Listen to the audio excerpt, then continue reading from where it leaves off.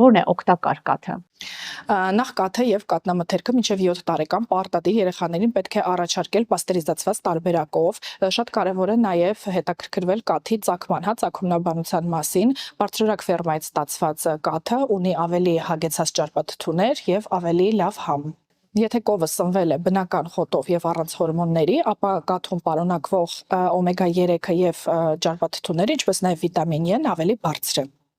Շատ կարևոր է, որ կաթը լինի ապակյա շշով, որովհետև պլաստիկ շշերի մեջ կաթը կարող է արձակել քիմիական նյութեր, ինչպես նաև միկրոպլաստիկներ։ Անի ջան, ես էլի մանկությանս գիրքն ընկա, այն ժամանակ կաթը միայն ապակյայի շշի մեջ էր, դրա համար ասում էի, այն ժամանակվա կաթն ուրիշ է, մինչև չփորձեցի երեմյան կաթը, որը նույն մանկությանս կաթի համն ունի։ Իդեպ ինձ համար բացահայտում էր նաև, որ Հայաստանում միայն Երեմյան ընկերությունը ունի մանկական կաթի վկայական, որպես մանկական սննդաբան հարցնեմ, ինչ է սա նշանակում։ Դա նշանակում է, որ կաթը ստացվում է լիովին անվտանգ եւ վերահսկվող միջավայրում, առանց հակաբիոտիկների եւ հավելումների։